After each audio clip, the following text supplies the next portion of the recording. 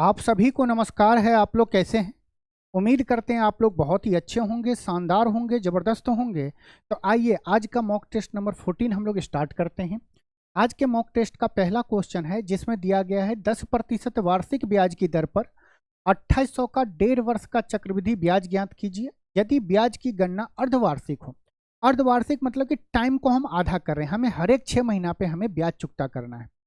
तो जब टाइम को हम आधा कर रहे हैं तो रेट ऑफ इंटरेस्ट भी क्या होगा? आधा होगा। क्यों? क्योंकि यहाँ पे पर एनम दिया है तो 10% का आधा कितना होगा? 5%। हमें 1.5 साल के बाद हमें ब्याज बताना है, 1.5 साल का ब्याज कितना लगेगा। तो 1.5 साल में हमें हर एक 6 महीने पे ब्याज देना पड़ेगा, तो 3 बार हमें ब्याज देना पड़ेगा 6 महीने के गैप के बाद।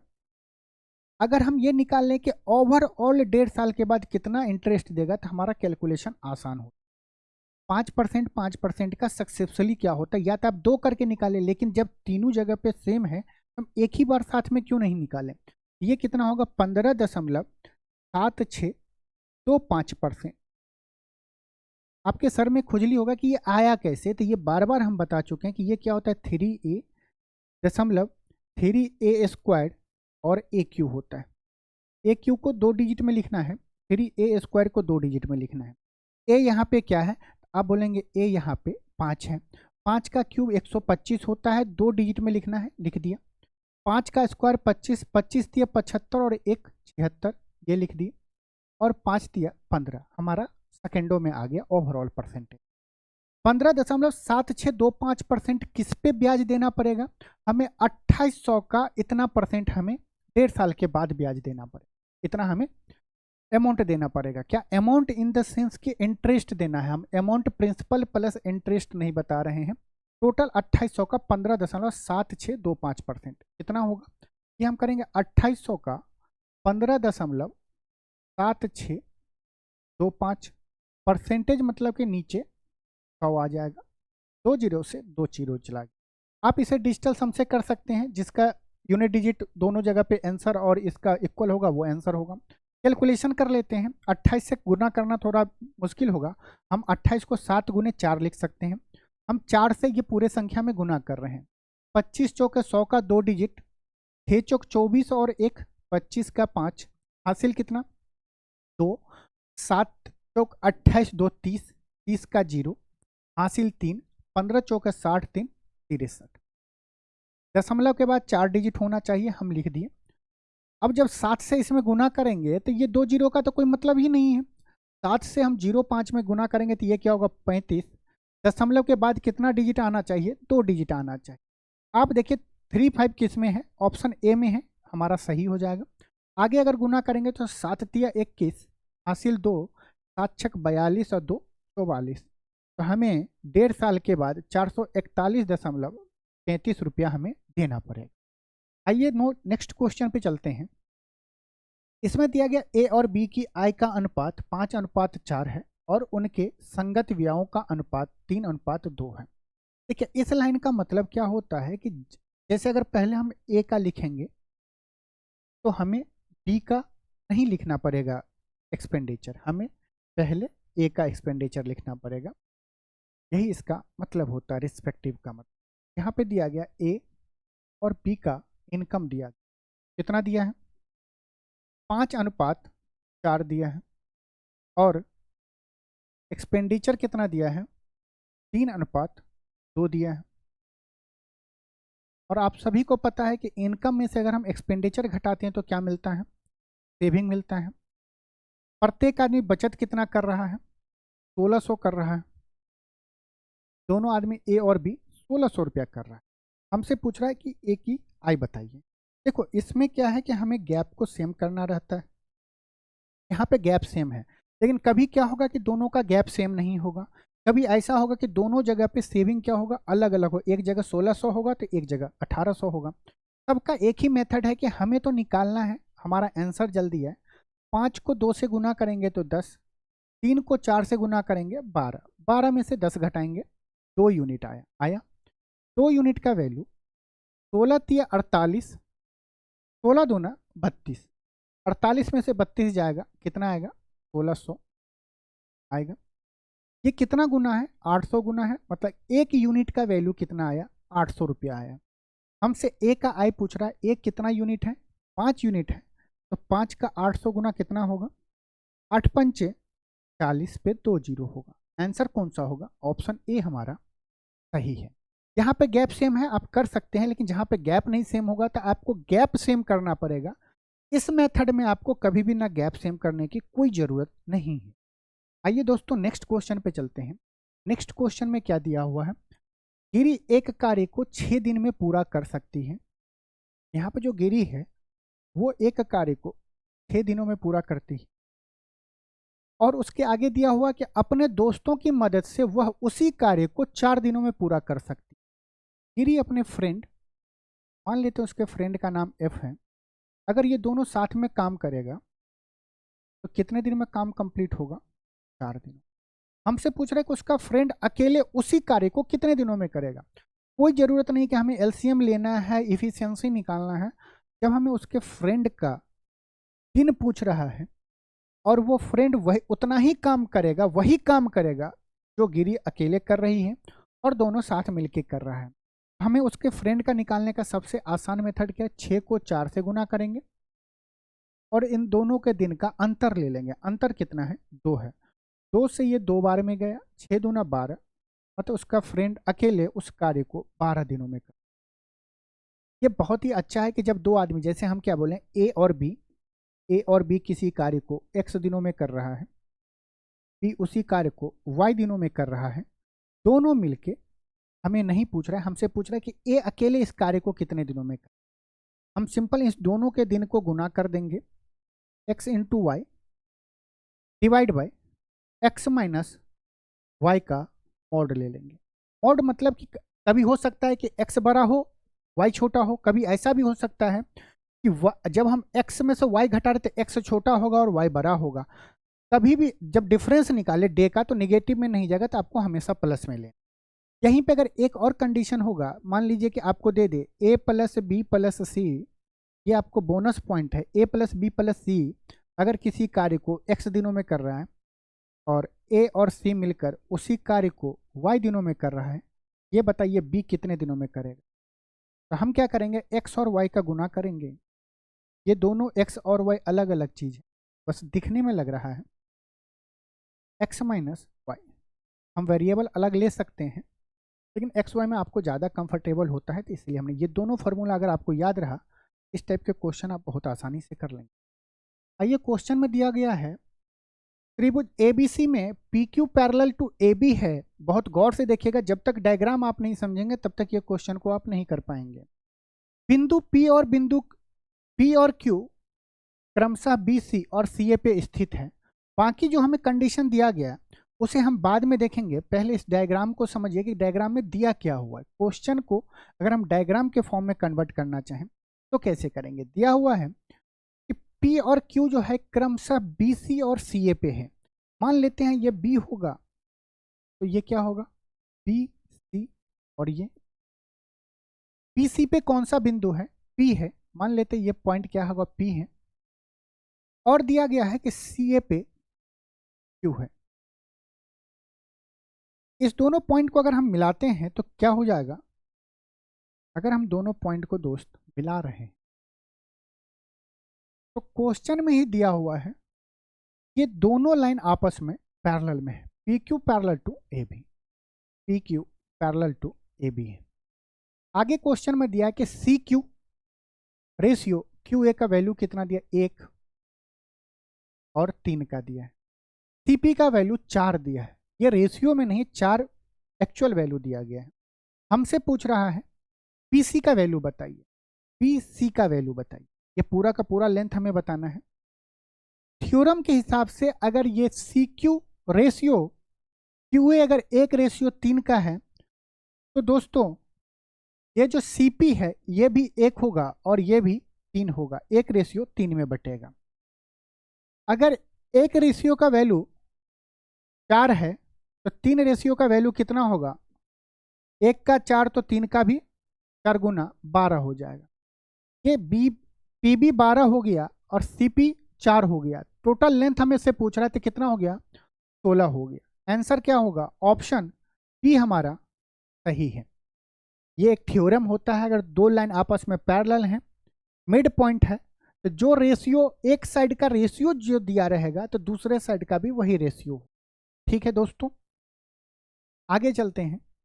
क्वेश्चन में दिया हुआ है कि यदि संख्या 7x5462 जो 9 से पूर्णतया विभाज्य हो तो x का न्यूनतम मान बताना। 9 का विभाज्यता का नियम हर एक स्टूडेंट को पता है।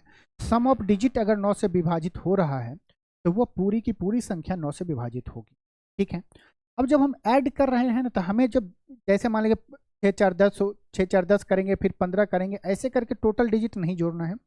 जहाँ पे सम ऑफ डिजिट आइदर 9 हो या 9 का मल्टीपल हो, जैसे दो डिजिट हम आसानी से जोड़े, 9 + 9 18, उसको हम आगे नहीं ले जाएंगे। हम समझेंगे कि 18 भी 9 को विभाजित कर रहा है, तो उस 18 को हम 0 की तरह ट्रीट करेंगे। जैसे 5 और 4 9 होता है, ये 9 से विभाजित हो गया, तो इसको यहीं पे रख देंगे, आगे नहीं ले चलेंगे। 7 और 2 9 हुआ, बचा क्या, x + 6। हमसे पूछ रहा है पूरी संख्या को विभाजित होने के लिए x + 6 को भी 9 से विभाजित होना पड़ेगा, तभी ये पूरा संख्या क्या होगा, 9 से विभाजित होगा। इसके लिए x का न्यूनतम मान क्या होगा, आप बोलेंगे x का अगर हम 0 रख देते हैं तो ये 6 हो जाएगा। जब 9 से 6 में भाग देंगे तो कभी भी नहीं कटेगा। x के जगह पे जब हम मिनिमम 3 रखेंगे तब हो जाएगा 3 + 6 9, जो 9 से पूरी तरह विभाजित हो जाता है। x का मान कितना हुआ, 3। हमारा ऑप्शन ए सही है। आगे चलते हैं। क्वेश्चन में दिया गया है कि राजू कार्तिक से 300 मीटर की दूरी पर खड़ा है। राजू दौड़ना शुरू करता है और कार्तिक उसका पीछा करता है। राजू और कार्तिक क्रमशः 10 किलोमीटर और 12 किलोमीटर चाल से दौड़ते हैं। 6 मिनट के बाद उनके बीच की दूरी ज्ञात की। दोस्तों अगर ये क्वेश्चन को बहुत अच्छे से पढ़ेंगे ना, तो इस लाइन से यहाँ तक कोई मतलब नहीं है इस लाइन का, क्योंकि बस हमसे ये पूछ रहा है कि 6 मिनट के बाद उनके बीच की दूरी ज्ञात करना। और जब 6 मिनट के बाद अगर हमें उनके बीच का दूरी ज्ञात करना, तो हम 300 मीटर लेके क्या करेंगे, ताली थोड़ी बजाना है। और दोनों एक ही डायरेक्शन में जा रहा है, मतलब कि रिलेटिव स्पीड क्या होगा, आपस में घटेगा। 12 और 10 का रिलेटिव स्पीड क्या होगा, 2 किलोमीटर पर आवर। हमें डिस्टेंस निकालना है, कितना मीटर 6 मिनट के बाद उनके बीच की दूरी ज्ञात कीजिए। तो उनके बीच का दूरी मतलब कि हर एक घंटा में 2 किलोमीटर का होगा डिस्टेंस, बीच का अंतर गैप होगा हर एक 2 घंटा पे, हर एक घंटा पे 2 किलोमीटर का अंतर होगा। हमसे पूछ रहा है कि 6 मिनट में क्या होगा, इसको आइए कैलकुलेट करते हैं। डिस्टेंस क्या होगा, 2 किलोमीटर पर घंटा, हमें दिया गया है मिनट में, मिनट में निकालना है, और जो आंसर है वो मीटर में है। इसका मतलब कि किलोमीटर को हमें मीटर में कन्वर्ट करना पड़ेगा। 1 किलोमीटर बराबर 1000 मीटर। 1 घंटा में कितना मिनट, 60 मिनट। ये क्या आया, ओवरऑल मीटर पर मिनट आया। और जब मीटर पर मिनट में अगर हम मिनट से गुना करेंगे तो ये हमें डिस्टेंस मिल जाएगा। मिनट से मिनट कट जाएगा, यहाँ पे क्या है, गुना मीटर बट्टा मिनट है, मिनट से मिनट कट जाएगा, 6 से 6 कट गया, 0 से 0 कट गया, कितना हो गया, 200 मीटर। मतलब कि 6 मिनट के बाद इन दोनों के बीच की दूरी कितना होगा, 200 मीटर। कोई ज़रूरत नहीं कि पहले ये निकालें फिर ये निकालें, फिर बाद में तो वही हो जाएगा कि 200 मीटर ही है। दिया गया 10 सेंटीमीटर त्रिज्या वाले एक गोले को पिघलाकर, और ये क्वेश्चन को दिया गया 10 सेंटीमीटर त्रिज्या वाले एक गोले को पिघलाकर 2.5 सेंटीमीटर त्रिज्या वाले n गोले बनाए जाते। n का मान क्या, देखिए जब हम एक डायग्राम को दूसरे डायग्राम में कन्वर्ट करते हैं, एक फिगर को दूसरे फिगर में कन्वर्ट करते हैं, तो उन दोनों फिगर का वॉल्यूम इक्वल होगा। मान लीजिए यहाँ पे क्या दिया हुआ है, स्फीयर दिया गया है। बड़े वाले स्फीयर को हम क्या कर रहे हैं कि उससे हम पिघला कर छोटे छोटे गोली बना रहे हैं। उन सब गोली को अगर साथ में रखेंगे तो उसका भी वॉल्यूम इक्वल होगा। और जब वॉल्यूम इक्वल होता है तो हमें n का वैल्यू आसानी से निकाल सकते हैं। n क्या होगा, बड़े वाले स्फीयर का रेडियस बट्टा छोटे वाले स्फीयर का रेडियस का हम क्यूब करते हैं। बड़ा वाला रेडियस का कितना है, स्फीयर का रेडियस 10 है, बट्टा छोटे वाले का 2.5 है। इसका हम क्यूब करेंगे, ये इससे 4 बार में जाएगा। 4 का क्यूब कितना होता है? 64 होता है। हमारा आंसर क्या हो गया? 64। एन क्या है कि अगर हम 10 सेंटीमीटर त्रिज्या वाले हम गोले को अगर पिघलाते हैं तो 2.5 सेंटीमीटर वाले हमें 64 स्फीयर मिल जाएंगे।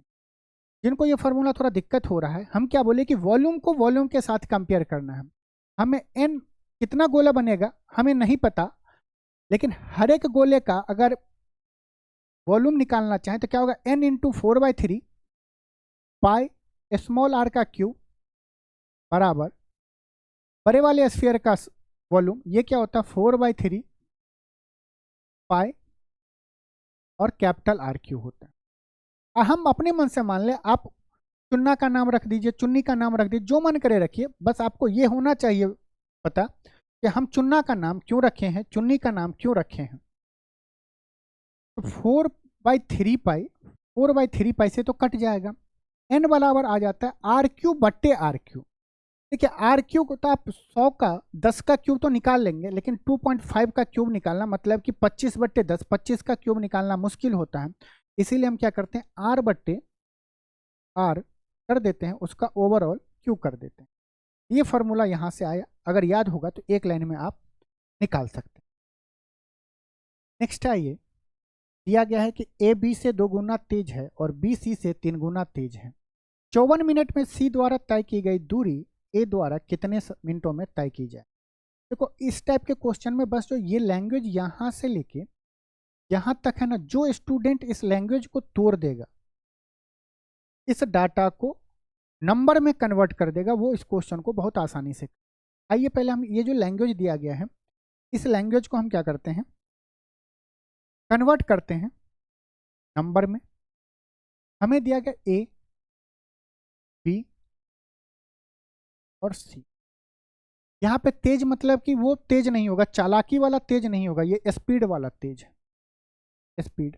अब देखिए ए बी से 2 गुना है और बी सी से 3 गुना है, तो हम क्या करते हैं कि कहीं से ऐसा शुरुआत करते हैं, क्योंकि यहाँ पे भी बी के साथ रिलेशन दिया है, यहाँ पे भी सी के साथ बी का रिलेशन दिया। हम शुरू कहीं से भी कर सकते हैं, लेकिन कोशिश करेंगे कि ऐसे नंबर को माने जो दोनों में, दोनों जगह पे कॉमन रिलेशन बता रहा है। तो बी सी से 3 गुना है, तो मान लें कि अगर सी को हम 1 यूनिट माने तो 1 का 3 गुना 3। फिर बोला है कि ए जो है बी से 2 गुना है, 3 का 2 गुना 6। उम्मीद है कि ये वाली चीज आपको समझ में आ गया। अब बोला कि 54 मिनट में सी द्वारा तय की गई दूरी, ये क्या है? स्पीड है। 54 मिनट में सी द्वारा तय की गई दूरी ए द्वारा कितने मिनट में तय करेगा। हमसे टाइम पूछ रहा है ए का, लेकिन सी मान 54 मिनट में जितना दूरी तय करेगा उतने ही दूरी को ए को कितना टाइम लगेगा, ये हमसे पूछ रहा है। डिस्टेंस ही तो हमें पता कर, टाइम हमें निकालना है, तो टाइम के लिए स्पीड पता है, तो जितना डिस्टेंस सी 54 मिनट में तय करेगा उतना ही डिस्टेंस ए द्वारा कितने टाइम में तय किया जाएगा। इसका मतलब है कि डिस्टेंस क्या है? डिस्टेंस दोनों कंडीशन में फिक्स्ड है।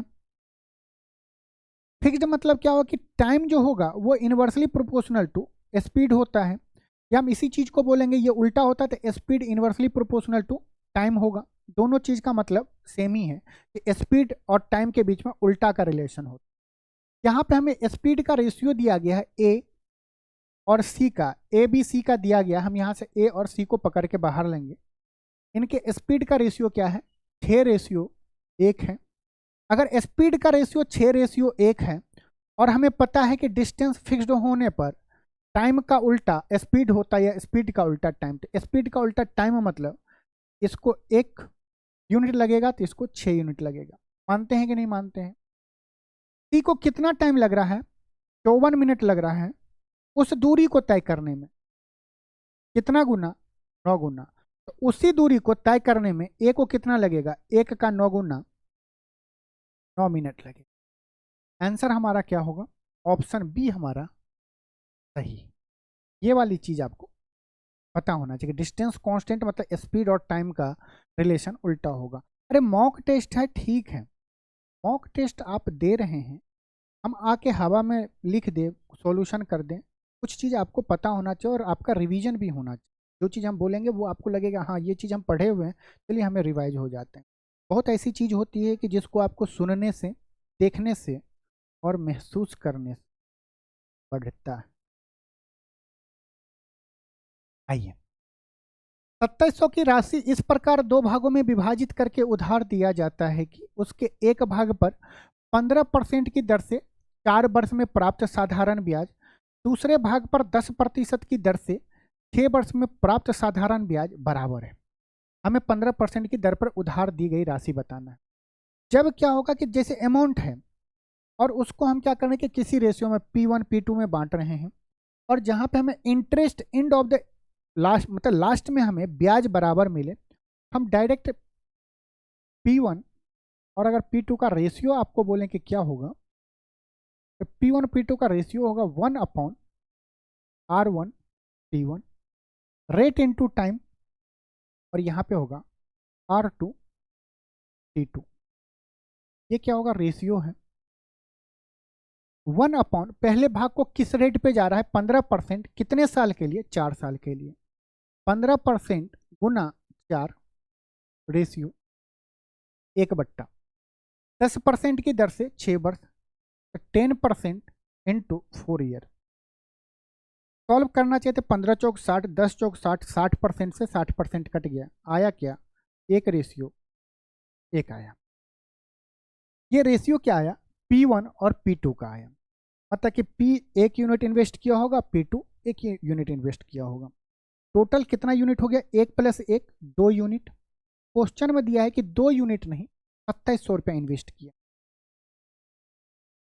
तो 2 यूनिट का वैल्यू 2700, 1 यूनिट का वैल्यू कितना, 27 का आधा, 13 का डबल 2600 और 50 का डबल 100, 1350। 26 का आधा 1300, 100 का आधा 50, 1350। तो हमसे क्या पूछ रहा है, 15%, दोनों आदमी तो इक्वल इन्वेस्ट किया होगा, ये भी कितना करेगा 1350। क्या होगा दोस्त, एक का 1350 गुना, मतलब कि 1350 रुपया जो 15% की दर पर उधार दिया होगा, वो 1350 रुपया इन्वेस्ट किया। आइए चलते हैं नेक्स्ट क्वेश्चन पे। देखिए दिया हुआ find the value of sine 5π/3। देखो ये सब क्वेश्चन आप रील्स में बिल्कुल भी नहीं समझ पाएंगे। रील्स में वही हवाबाजी वाला समझ पाएंगे कि π/3 सोच लो, आंसर देख लो, माता जी का नाम लो, हो जाएगा। कोऑर्डिनेट जब देखो ज़्यादा नहीं, इस क्वेश्चन को हम करेंगे कैसे। नीचे में देखिए क्या है, 3 है, ऊपर में क्या है, अभी पाई को भूलो, 5 है। हम 3 का ऐसा मल्टीपल ढूंढेंगे जो 5 के नज़दीक होगा। तो आप बोलोगे 3 मतलब 5 का 3 का मल्टीपल मतलब 6 और 9, यही होगा। होने को तो 18 भी होगा, 27 भी होगा, लेकिन 5 के नज़दीक, क्योंकि ऊपर जो है। आप बोलोगे सर देखो 9 से 5 और 6 से 5, इसमें 6 से 5 जाना आसान है, जिसका डिफरेंस कम है वो हम लेंगे, वो हम ले लिए। हम बताइए इस साइन 5π को हम क्या लिख सकते हैं, 6 - 1 लिख सकते हैं, इंटू पाई /3। अगर यहाँ तक में किसी को किसी भी तरह का परेशानी हो, दर्द हो, तो पूछ सकते हैं, दवा दे दिया जाए। अब हम क्या लिखेंगे, साइन, अगर हम इसको सेपरेट करें, पाई को अंदर ले जाए तो 6π/3 माइनस 1 इंटू π1/3, ये भी लिख सकते हैं। बोलेंगे हाँ, हम साइन इसको काटेंगे तो 2 बार में जाएगा, तो इसको क्या लिख सकते हैं, 2π माइनस π/3। त्रिकोणमिति में बच्चा बच्चा जानता है कि sine 2π minus theta X axis के कोऑर्डिनेट पे है, 80 के मल्टीपल में है, साइन साइन में रहेगा, टेन टेन में रहेगा, कॉट कॉट में रहेगा, ये क्या होगा, साइन थीटा। बोलेगे सर जब ये बच्चा बच्चा जानता है 180 वाले लाइन पे sine sine cos cos tan tan cot cot होगा, बड़ी बात क्या, बड़ी बात ये है कि ये माइनस में होगा। 2π है, ये किस क्वाड्रेंट में, 4th क्वाड्रेंट में।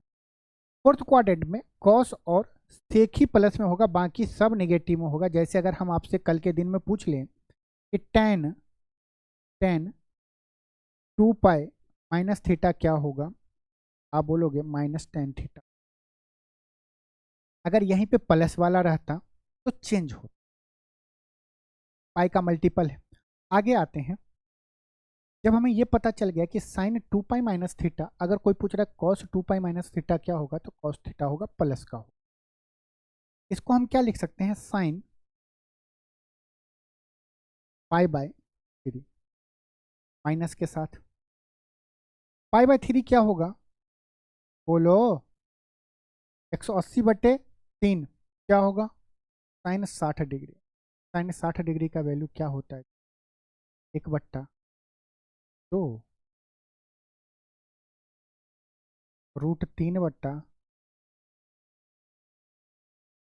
क्योंकि माइनस पहले, साइन 60 डिग्री का वैल्यू √3/2 होगा। इसको आसानी से सॉल्व कर लेंगे, एक से दो बार करेंगे तो ये चीज़ आपको आ जाता है। इवन के हर एक एग्जाम में, ज़्यादातर एग्जाम में ये पूछा। क्वेश्चन में दिया गया है कि 2 कुर्सियां और एक मेज का मूल्य 880 है, जबकि एक कुर्सी और 2 मेज का मूल्य 980 है। प्रत्येक का मूल्य ज्ञात की। देखो, 2 कुर्सी प्लस एक टेबल का मूल्य कितना है? 800 रुपया। आगे बोल रहा है एक टेबल नहीं, एक कुर्सी और 2 टेबल का मूल्य 980 रुपया है। तो हमें प्रत्येक का मूल्य ज्ञात करना है। लीनियर इक्वेशन बन गया है, इसे आप सॉल्व कर सकते हैं। वैसे आप इसे शिफ्टिंग से भी कर सकते हैं कि ओवरऑल 2 और 3 क्वांटिटी ले रहा है, यहाँ पे भी 3 ले रहा है। हम यहाँ से कर सकते हैं कि 3t बराबर 1080 हो जाएगा, क्योंकि देखो 2 से 1 जब कम हो रहा है, चेयर कम हो रहा है और टेबल बढ़ रहा है, 1 बढ़ रहा है, तो रेट में कितने का चेंज हो रहा है? 100 रुपये का। अगर हम ये बोल दें कि एक बार और माइनस कर दें तो वो चेयर खरीदे ही नहीं, मतलब -1 करेंगे तो 0 चेयर खरीदेगा, और अगर टेबल बढ़ा देगा तो प्लस 1 टेबल और बढ़ा देगा, 3 टेबल हो जाएगा। तो 980 में 100 और बढ़ेगा तो ये टोटल कितना होगा? 1000। 3 टेबल का मूल्य 1080, तो टेबल का मूल्य कितना? 1080 डिवाइड बाय 3। इसको काटेंगे कितनी बार में जाएगा? 36 तिया 108 होता है, 36 तिया 108 पे 0 जाएगा। टेबल का मूल्य आ गया 360 रुपया। हम ऑप्शन पे एक बार निगाहें डालें तो एक ही ऑप्शन में है 360, तो हम डी लगा लेंगे। शिफ्टिंग फिर लगा के आप चेयर का भी निकाल सकते हो, लेकिन जब टेबल का कॉस्ट हमें पता चल गया तो किसी भी ऑप्शन में रख दीजिए। अगर हम पहले वाले ऑप्शन में रख दें तो 2c बराबर क्या होगा? आप बोलेंगे 880 में से 360 घटा देंगे। देखो 800 में से 300 घटाएगा तो 580 में से 60 जाएगा तो 20, तो 520 हो जाएगा। कितना आया? यही आया, 520 आ गया। अब हम इसे 2c का वैल्यू दिया, अगर हम c का वैल्यू निकालेंगे तो डिवाइड बाय 2 करेंगे तो ये कितना आ जाएगा? 260 आ जाएगा। शिफ्टिंग मेथड बहुत आसान होता है, क्लास में डिटेल में आप पढ़े होंगे। बाकी आप इस क्वेश्चन को, जो शिफ्टिंग मेथड नहीं जानता है, इसको आप एक ऑप्शन एक इक्वेशन 1 मानिएगा, इसको इक्वेशन 2 मानिएगा। एक में या आप क्या करिए कि 2 में 2 से गुना करके सब्ट्रैक्ट कर दीजिए, आंसर वही आएगा। आइए नेक्स्ट क्वेश्चन में। दिया हुआ एक खंबे का 1/10 हिस्सा लाल रंग का है, 1/20 हिस्सा सफेद रंग का है, 1/30 हिस्सा नीले रंग का है, 1/40 हिस्सा काले रंग का है, शेष हिस्सा हरे रंग का है। यदि खंबे के हरे हिस्से की लंबाई 4.75 मीटर है तो खंबे की लंबाई ज्ञात। आइए सॉल्व करते हैं। बहुत यहाँ पे देखिए 1/10, 1/20, 1/30, 1/40 करना थोड़ा सा मुश्किल होता है। हम क्या करते हैं, नीचे जो भी है, हर में जो है उसका एलसीएम ले लेते हैं। एलसीएम क्या? वो नंबर मानिए जिसको आपको आसानी से मानने का मन करे मानिए, लेकिन 10, 20, 30 और 40 से कटे। तो आप बोलोगे सर उल्टा, तो आप बोल लो कि एलसीएम ले लो।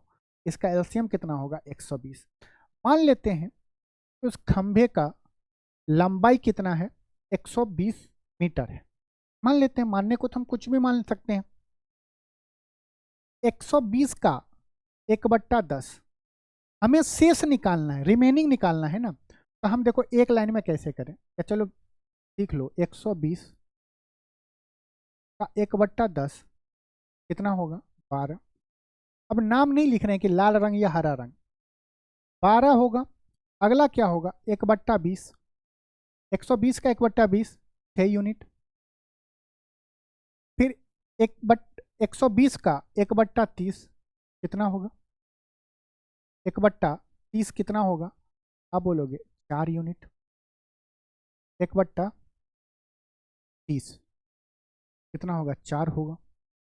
आगे क्या है, 1/40, 1/, ये कितना होगा, ये क्या आया कि 120 अगर खंबे का हाइट होगा तो 12 मीटर जो होगा वो लाल रंग का होगा, 6 मीटर जो होगा सफ़ेद रंग का होगा, 4 मीटर जो होगा वो नीले रंग का होगा, और 3 मीटर जो होगा वो काले रंग का होगा।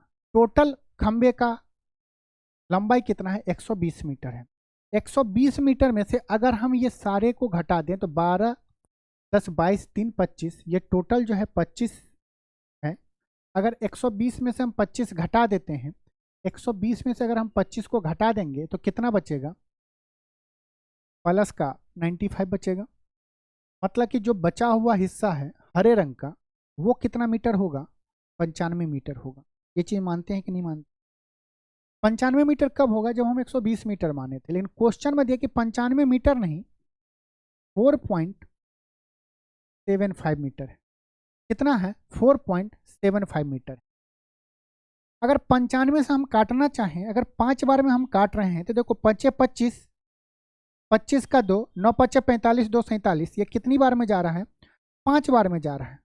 जा रहा है कि नहीं जा रहा है, जा तो रहा है, लेकिन दशमलव कहाँ डालेंगे, देखो दशमलव का 2 डिजिट है तो 1 0 लगाएंगे और दशमलव चिपका देंगे।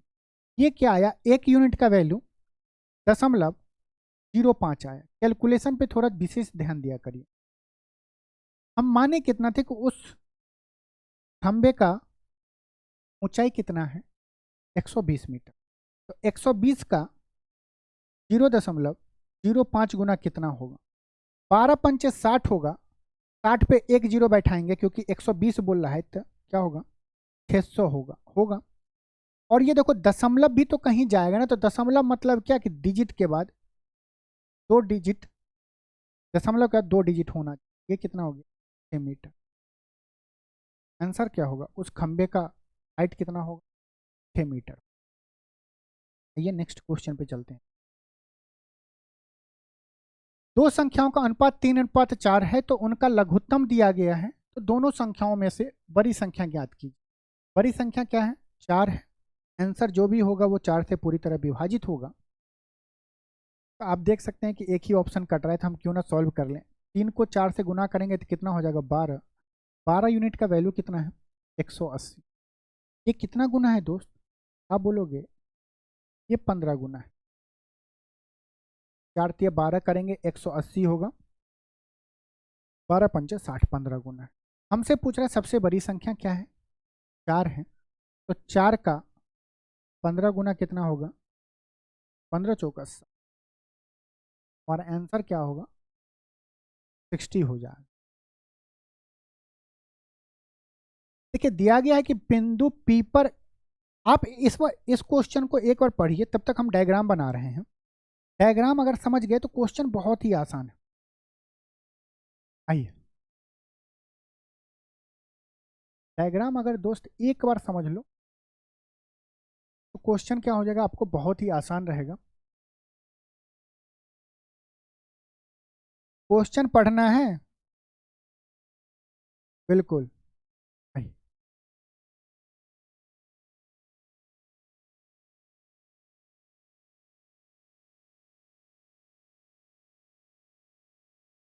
क्वेश्चन पढ़ लिए दोस्तों। आइए क्वेश्चन में दिया हुआ है, पढ़ो। बिंदु P पर खड़ा एक व्यक्ति एक मीनार के शीर्ष को देख रहा है, जिसे बिंदु S द्वारा चिन्हित किया गया। जो बिंदु S है ये यहाँ पे है।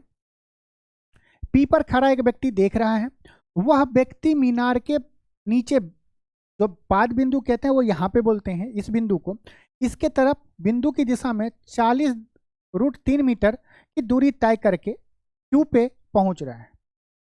इसका मतलब हुआ कि P पहले यहाँ पे होगा, P से ये क्या हुआ, इसके तरफ आ रहा है, इस पॉइंट के तरफ आना है, तो Q पॉइंट पे क्या बोल रहा है कि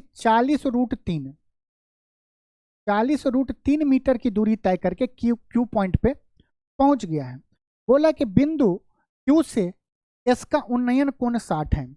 उन्नयन कोण मतलब कि अपने आंखों को ऊपर करो, ऊ मतलब ऊपर, नयन को ऊपर करो देखने के लिए कि कौन छत पे है। इसका दिया गया है 60 डिग्री है। हमसे बोला कि यदि मीनार की ऊंचाई 60 मीटर है, मीनार का हाइट भी दिया गया कितना, 60 मीटर है, एंगल भी 60 डिग्री, हाइट भी 60 मीटर। तो कंफ्यूजन मत होगी ऐसे होगी यहाँ पे 30 डिग्री तो यहाँ पे 30 मीटर, नहीं नहीं, डाटा सेट किया है वो। तो P से S का उन्नयन कोण, P से S का मतलब हमसे पूछ रहा है ये कोण का वैल्यू क्या होगा, व्हाट। आइए क्वेश्चन को करते हैं दोस्त। बहुत आराम से अगर देखेंगे त्रिकोणमिति को, अगर थोड़ा सा भी बेसिक से जानते होंगे, बेसिक जान लिए होंगे, 60 डिग्री के सामने की भुजा सबसे लंबी √3। देखो भाई कलर तो चेंज होना चाहिए, नहीं तो कन्फ्यूजन ही कन्फ्यूजन है। 60 डिग्री के सामने की भुजा √3। अगर ये 90 डिग्री है, ये 60 डिग्री है, तो ये कितना होगा, 30 डिग्री। मानते हैं कि नहीं मानते, हाँ या ना। 60 के सामने √3, 30 के सामने 1 यूनिट, 90 के सामने 2 यूनिट होगा।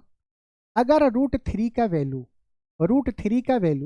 60 मीटर है तो 1 यूनिट कितना होगा। अगर दिया हुआ है √3 बराबर 60 यूनिट है, एक 60 यूनिट नहीं है, 60 दिया गया, तो 1 यूनिट बराबर कितना होगा। तो आप बोलेंगे 60/√3।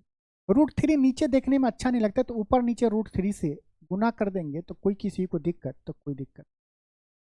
अगर हम 2 यूनिट निकाल लें तो 2 यूनिट क्या होगा, √3 गुने √3, 3 से ये जाएगा कितने बार में, 20 बार में, तो 2 यूनिट कितना हो जाएगा, 20 दूनी 40, 40√3 होगा।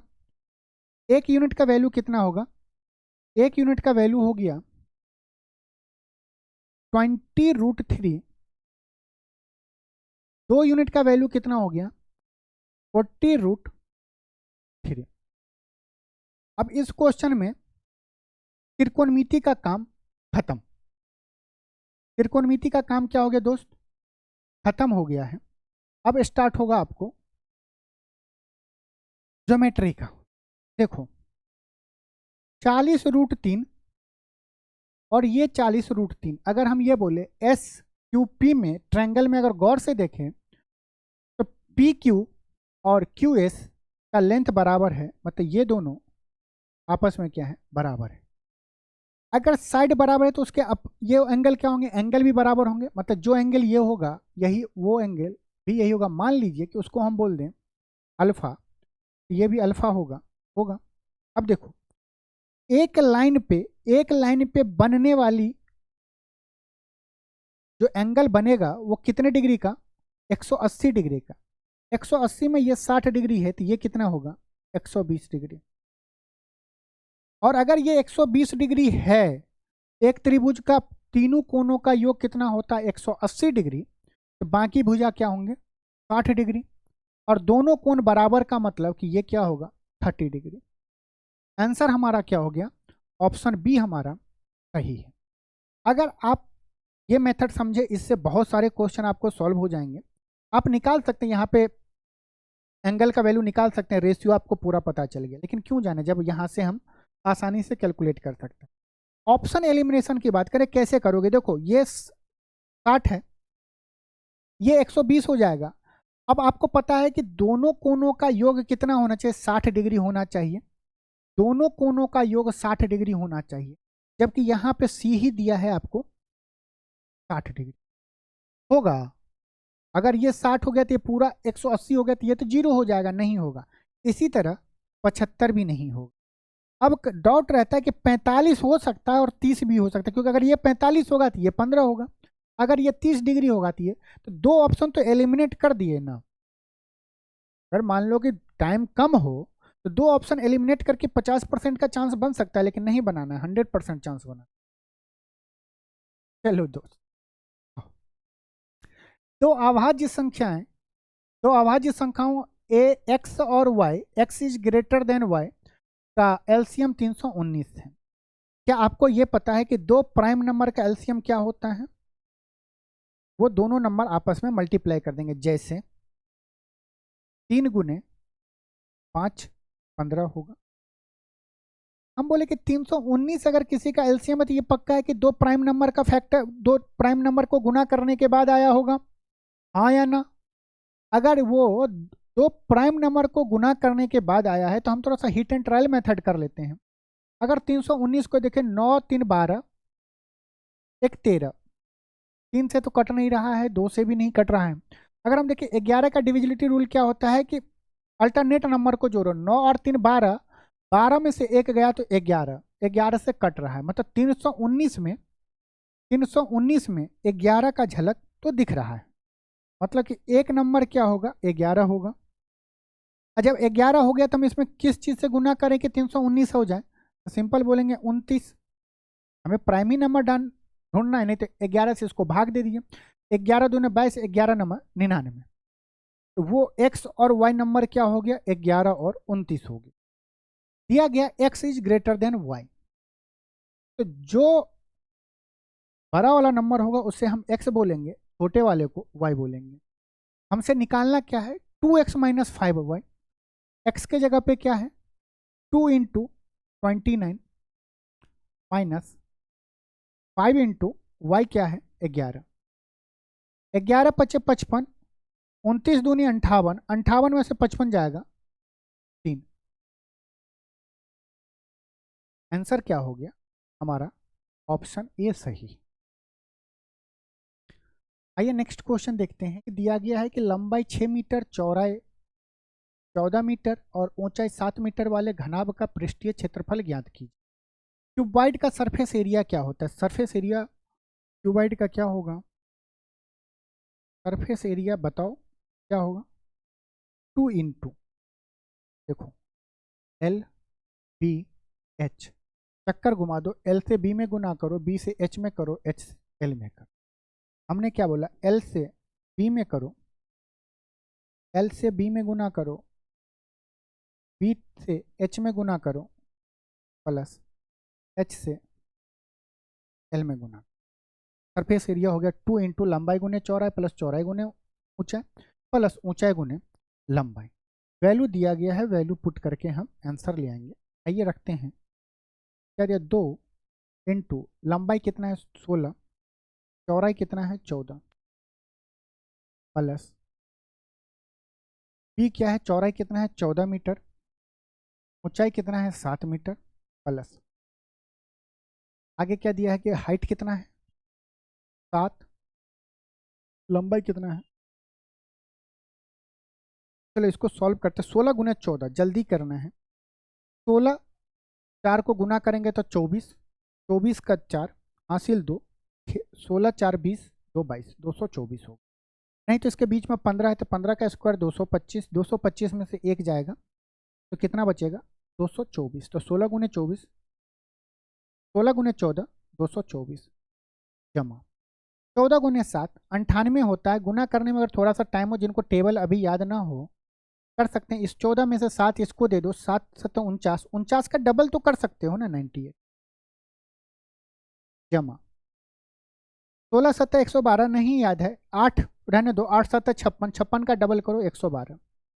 अब डबल और ट्रिपल करना तो कम से कम आना चाहिए जल्दी। इन सबको जोड़ेंगे, हम क्या कर रहे हैं देखो, जोड़ हमारा देखो 98, ये 2 इसको दे देंगे तो 100 बन जाएगा, 100 प्लस 110 210, 210 और 224 434, 434 का डबल कितना होगा, 4 का डबल 8, 34 का double 68, 868 metre square. Repeat calculation, 16 14 को मल्टीप्लाई करना, 6 चौक 24 का 4 रखेंगे, 16 में 4 जोड़ेंगे 20, 20 2 22 होगा।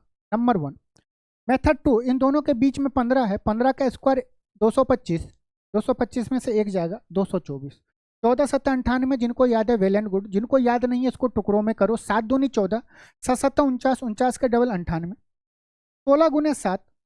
जिनको टेबल याद है वो 112 सीधा लिखेगा, जिनको याद नहीं है फ्रस्ट्रेट नहीं होना है। क्या करना है, 8 इसमें से लेना, 8 7 56, 56 का डबल 112। जोड़ना कैसे, 2 इसमें लेना है तो 100 होगा, 100 प्लस 110 210 होगा, 210 प्लस 224 कितना होगा, 334 होगा, 210 प्लस 224 434 होगा, 434 का हमें डबल करना है, 2 से गुना करना है, 4 का डबल 8 होगा, 34 का डबल 68 होगा, 8 68 आंसर हमारा दिया गया। यदि कॉस एक्स प्लस वाई बराबर हाफ है, वो हाफ नहीं है, 1/2 है। साइन एक्स माइनस वाई बराबर 0 है, जहां एक्स और वाई धनात्मक न्यून कोण है। न्यून कोण क्या होता है, acute angle less than 90 degree. X is greater than equal, X is greater than Y and X is equal to Y. तो एक्स और वाई का मान ज्ञात कीजिए। हम ये जो एंगल हो सकता है एक्स वाई से बड़ा भी हो सकता है और बराबर भी हो सकता है। चलो भाई, कॉस एक्स प्लस वाई बराबर 1/2 है, तो कॉस एक्स प्लस वाई 1/2 कब होता है, तो आप बोलेंगे कॉस 60 डिग्री होता है। यहाँ से एक्स प्लस वाई कितना आ गया, 60 डिग्री। हम यहाँ से साइन एक्स माइनस वाई भी निकाल सकते हैं। थामो, ऑप्शन पे भी ध्यान दो, दो एंगल का सम 60 डिग्री होना चाहिए। दो एंगल का सम, क्योंकि एक्स और वाई एंगल है, एक्स और वाई एंगल है, और दिया गया एक्स ग्रेटर देन वाई भी हो सकता है और एक्स इक्वल टू वाई भी हो सकता है। 60 प्लस 60 120, ना जी ना। 30 प्लस 30, हाँ जी हाँ। 9 प्लस 30 12, ना जी ना। 60 प्लस 45, ना जी ना। हाँ जी हाँ, हो गया। फिर भी कोई बोलेगा सर ऑप्शन में 2 को सही, ये जो फिर भी वाला जो है ना सबसे साइन एक्स माइनस वाई कितना होगा, साइन एक्स माइनस वाई क्या होगा दोस्त, आप बोलोगे साइन का वैल्यू 0 डिग्री हो। इक्वेशन सॉल्व करो, एक्स और वाई का वैल्यू ले आओ, हमारे हिसाब से सॉल्व करो। एक्स प्लस वाई बराबर 60, उन दोनों को मतलब कि एक्स माइनस वाई बराबर 0, मतलब कि दोनों को बराबर पैसा बांटना है। तो 60 को दोनों को बराबर में बांटना है, कैसे जाएगा, 30-30 देंगे तभी तो दोनों को बराबर पैसा जाएगा।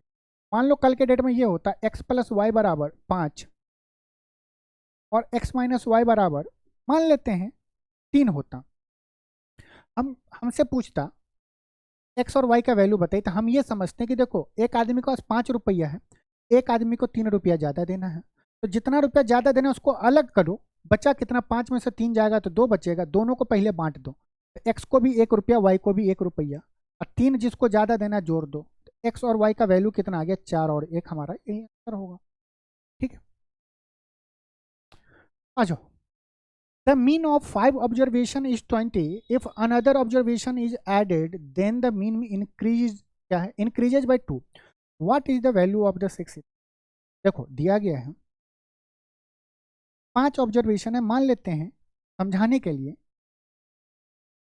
5 बंदे के पास 5 लड़का है, उसके पास क्या हुआ, ये नहीं, 5 लड़की हैं,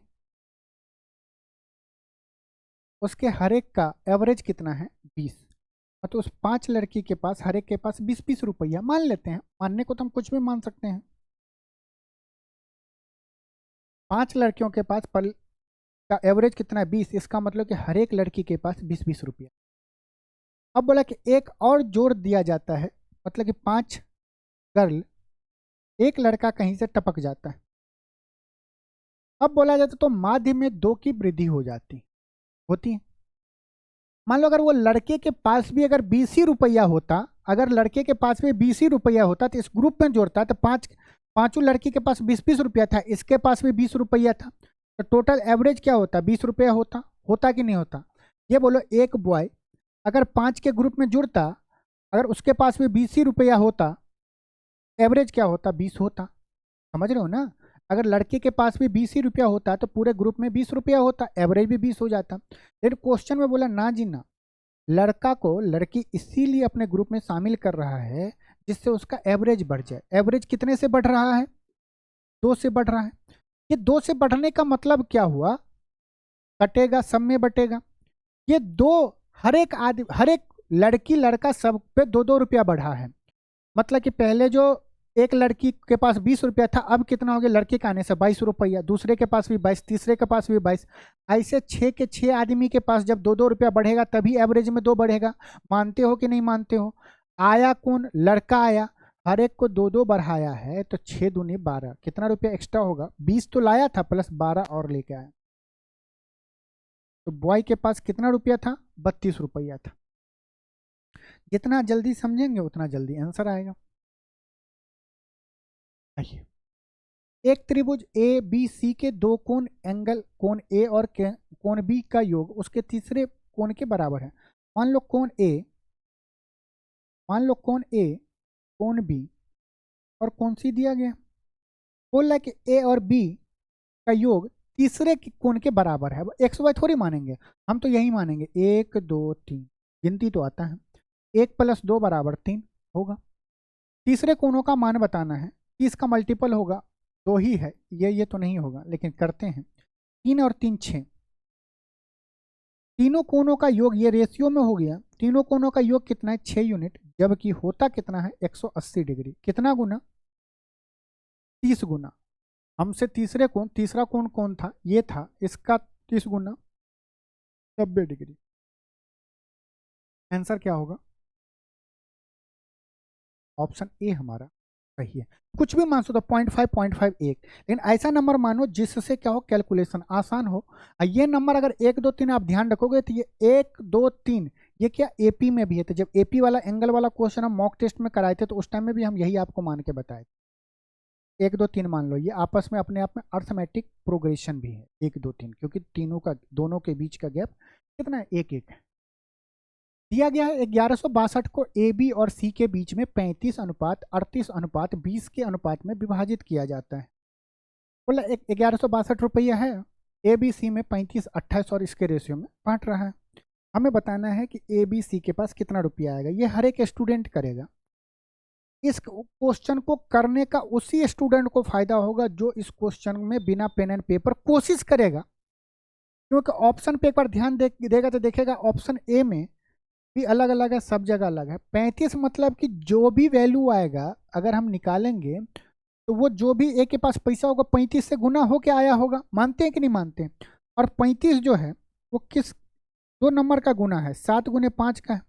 और 7 × 5 का, तो 5 का विभाज्यता का नियम क्या होता है कि यूनिट डिजिट आइदर 0, मतलब कि 0 हो या 5 हो, तभी वो नंबर 5 से विभाजित हो। 0 नहीं है, आंसर नहीं होगा। 0 है, हाँ है, होगा।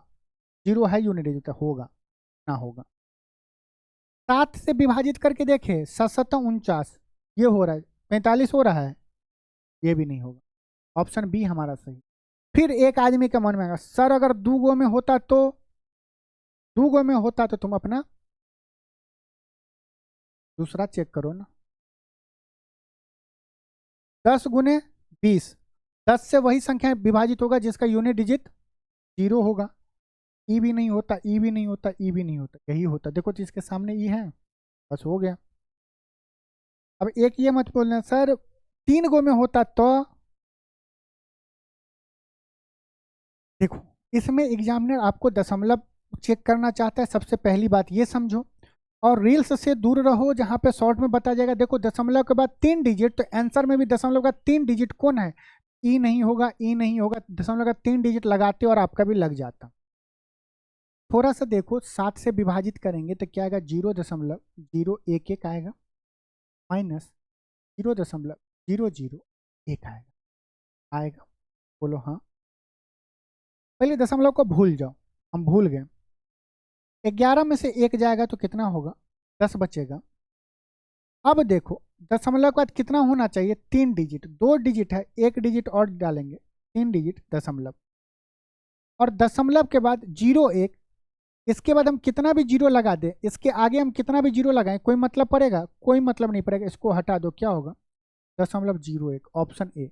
जहाँ सी होने वाला सही था वहाँ सही आंसर ए हो गए। दिया गया है इफ x बराबर √9 प्लस इतना इतना। एग्जामिनर डराना चाहता है, एग्जामिनर चेक करना चाहते हैं कि आप रूट देख के भाग रहे हैं कि थोड़ा सोच के देख रहे हैं। √9 स्क्वायर रूट ऑफ 9 3 डायरेक्ट लिखें। √9 3, 3 प्लस 1 4, 3 में से 1 गया 2, 4/2 2 होगा, मानते हो। 3 1 4, 3 में से 1 गया 2, 4/2 2। y बराबर √16 4, 4 प्लस 1 5, 4 में से 1 गया 3, 5/3। हमसे बोला x square minus Y square, इसका स्क्वायर करना है, इसका स्क्वायर करना है, घटा देना है। क्या पूछ रहा है? x square minus Y square, 2 का स्क्वायर 4 माइनस 5/3 का स्क्वायर करना है, 5 का स्क्वायर 25, 3 का स्क्वायर 9। 9 में को 4 से करेंगे 36, 36 में से 25 जाएगा 11/9। ऑप्शन कौन सा? जैसे जैसे देखो स्क्रीन पे दिया रहता है क्वेश्चन, तो जैसे जैसे किया ना, कुछ चीज को ऊपर में यहीं पे स्क्रीन पे देखते रहो, सॉल्व करते रहो, फिर लिखो। उतने जगह तक लिखो जहां तक आपको याद रहे, जहां लगे कि आप भूल रहे हैं वहां पे लिख दो। निम्नलिखित आंकड़ों की माध्यिका ज्ञात कीजिए। माध्यिका निकालना सिंपल है, कितना है? 1 2 3 4 5 6 7 8 9। 9 होगा। 9 में 1 जोड़ेंगे, 9 में 1 जोड़ेंगे तो कितना होगा? 10। 10 का आधा कितना होगा? 5। तो हमारा मीडियन क्या होगा?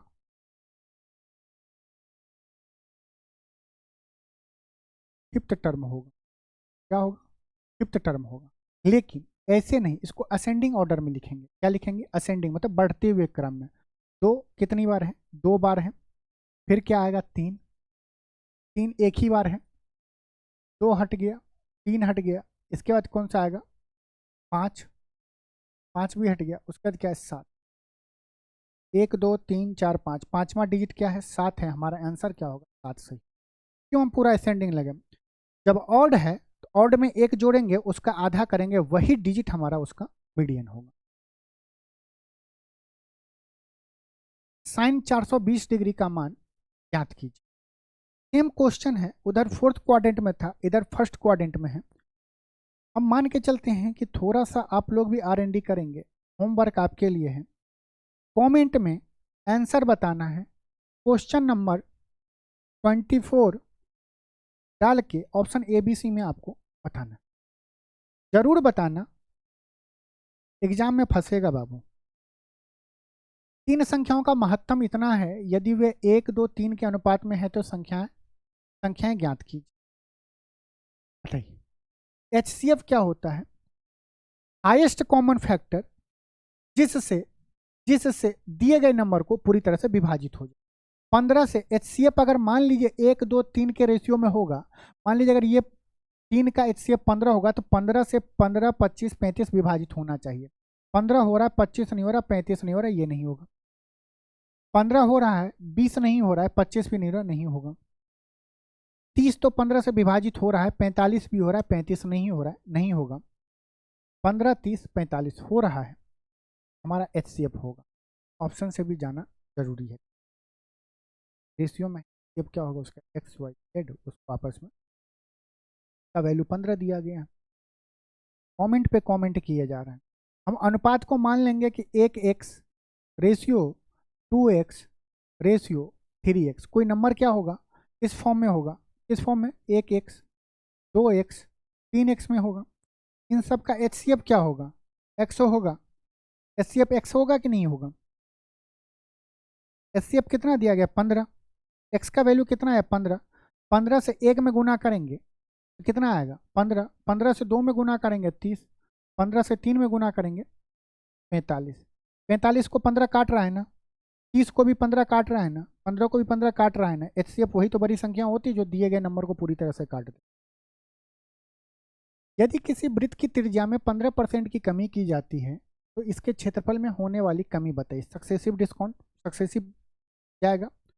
ओवरऑल हमसे पूछ रहा है, कमी मतलब कि -15 -15 माइनस गुने -15, 15 का स्क्वायर 225, 225 का में 100 से भाग देना तो 2.25, 15 15 30, 30 में से 2.5 घटाना दिक्कत होगा, हम क्या करते हैं 30 में से 3 घटा देते हैं तो कितना होगा 27 होगा। हम क्या क्या 0.75 ज़्यादा घटाएं तो 0.75 जोड़ देंगे 27.75। माइनस का परसेंटेज, माइनस इंडिकेट करता है कि कमी 27.75, कौन सा है, ऑप्शन डी हमारा सही है।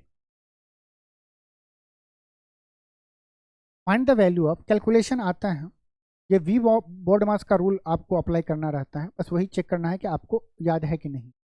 सिंपल है कि आप जो सबसे अंदर ब्रैकेट है ना उसमें घुस जाओ और देखो आप इस यहाँ पे प्रेजेंट हो, यहाँ से आपको बाहर निकालना है तो पहले ये गेट खोलोगे, फिर ये खोलोगे, फिर ये खोलोगे, इसी तरह रूल फॉलो होगा, पहले ये फिर ये मल्टीप्लाई होगा। अंदर ही करते हैं, 2 को 10 काटेगा 5 बार में, 8 में से 5 जाएगा 3, 3 में गुना 3 डिवाइड बाय 6 है।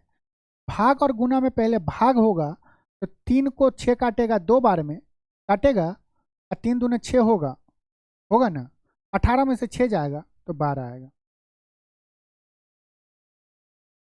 10 को 2 काटेगा 5 बार में, 8 में से 5 जाएगा 3, 3 गुने 3 है लेकिन भाग पहले होता है बोर्ड मास के रूल पे, पहले भाग देंगे तो 6 में 3 से भाग देंगे तो 2, 3 दूनी 6, पूरा खत्म, 18 में से 6 जाएगा 12। अंडर रूट 176 अंडर रूट 24/0 है, ये 24/0 किसका स्क्वायर रूट है, 25 से कितना दूर है, एक कम है ना, 25 से एक कम है ना, तो 50 से एक कम करेंगे क्या होगा 49, इस टोटल का वैल्यू क्या आएगा। ये नियम तभी अप्लाई होगा, परफेक्ट स्क्वायर होना चाहिए आपको 41 से लेके 51 तक, 41 से लेके, या आप मान सकते हो हाँ 41 कर लो, 41 से लेके 59 तक ये रूल आप फॉलो कर सकते हो। तो 25 से कितना कम है, 1 यूनिट कम है, 50 में से घटा देंगे, 49 का स्क्वायर हो जाएगा। 49 176 जोड़ना नहीं है, एक इसको दे दो 50 हो गया, 175 प्लस 50 कितना होगा 225 होगा, स्क्वायर रूट ऑफ 225 किसका होगा 15 का होगा 15। सबसे इंपॉर्टेंट ये है कि 24√10 का वैल्यू आपको पता होना चाहिए। एक बार फिर से मैं बताऊं, जब समझ गए ना, नहीं तो आप क्या करेंगे, देखो दूसरा मेथड क्या है, 24 फिर से समझाने के लिए आप क्या करिए कि उसको रिपीट कर लीजिएगा, वीडियो को फिर से पीछे चले जाइएगा। 24/0 करना है ना, एक मतलब कि यूनिट डिजिट पे एक आएगा, जो भी स्क्वायर रूट होगा उसका यूनिट डिजिट एक होगा, आइदर एक होगा, नहीं तो 10 में से एक जाएगा 9 होगा 2401, 2400 का रेंज क्या है, ये होगा आपको 40 का स्क्वायर कितना होता है 1600, 50 का स्क्वायर कितना होता है, 50 का स्क्वायर कितना होता है 2500, इसी के बीच में कोई नंबर होगा, हमें बताना है कि कौन सा होगा ना, इसके बीच में 45 होता, 45 का स्क्वायर सबको पता है क्या होता है 20 25, 20 25 से ये ज़्यादा नंबर है ना, अगर मान लो हम 4 यहाँ पे डालें 49 होगा या 41 होगा, अब बताओ 20 25 से ज़्यादा है ना, 45 के स्क्वायर से ये नंबर क्या ज़्यादा है ना, ये क्या होगा बड़ा वाला नंबर हो 50 का, 49 प्लस 176 225 15। इफ रूट 5n बराबर 5 दिया गया है तो हमें n का वैल्यू बताना, सिंपल है, 5n बराबर दोनों साइड स्क्वायर करेंगे, रूट को उस साइड ले जाएंगे तो स्क्वायर हो जाएगा, बेस अगर सेम होता है तो पावर क्या होगा इक्वल हो जाता है, n बराबर 2 आएगा, आंसर हमारा हो गया ऑप्शन ए। 1 मिनट दोस्तों, आपको एक होमवर्क दे रहे हैं, कमेंट में जरूर बताना, अंडर रूट 3n बराबर 729 है, फाइंड n का वैल्यू बताओ। इसका सॉल्यूशन हम वीडियो में बताए हुए हैं, आप इसका n का वैल्यू आप हमें बताएंगे कमेंट में करके, कमेंट क्या करेंगे? क्वेश्चन नंबर 29 HW आंसर ये देखो दिया गया, find the value of 3 times of 3/10। 3/10 मतलब कि 3/10। ये क्या है? 3 दशांश मतलब होता है 3/10। ये दिया गया ऊपर में 3 टाइम, टाइम मतलब गुना, 3 टाइम्स ऑफ 3/10, 3/10 गुना, ऑफ मतलब गुना होता है, 300 मतलब कि 3/100 गुना 3/1000 गुना 30। एक जीरो से एक जीरो कट गया। अब देखो, अब गुना 3 तिया 9 या 27 तिया 81 गुना ये नहीं करना है, 243 ने। ऑप्शन में हर एक जगह तो 243 है ही है। एग्जामिनर बस आपको दशमलव चेक करना चाहता, सॉरी ये कितना है? 3 2 5। दशमलव का तो 5 डिजिट होगा। यहाँ पे क्या है? 4 डिजिट है। यहाँ पे तो कुछ ज़्यादा ही दिख रहा है तो होगा नहीं। यहाँ पे क्या 6, ये क्या है 5। हमारा ऑप्शन बी सही होगा। तो चलिए आज के मॉक टेस्ट नंबर 14 का डिस्कशन हम लोग किए हैं, कुछ होमवर्क आपको दिए हैं, ज़रूर इसका आप कमेंट में बताना आंसर क्या होता है। कोई भी डाउट हो टेलीग्राम और व्हाट्सएप पे आप हमसे पूछ सकते हो। इसका पीडीएफ हम टेलीग्राम पे डाल देंगे। अब इस मॉक टेस्ट का आपको फ़ायदा कैसे लेना है, एक बार आपने देख लिया है, अब 30 के 30 क्वेश्चन को आपको एक बार खुद से प्रैक्टिस करना है। जब तक आप खुद से प्रैक्टिस नहीं करेंगे ये आपका अपना नहीं होगा। उससे भी बात करने के लिए टाइम देना पड़ता है कि नहीं देना पड़ता है, तो मैथ के मॉक टेस्ट का भी जब तक आप टाइम नहीं देंगे अपना नहीं हो। तो चलिए अपना ख्याल रखिएगा, मिलते हैं नेक्स्ट मॉक टेस्ट में। तब तक के लिए आप सबसे विदा लेते हैं। नमस्कार, जय हिंद।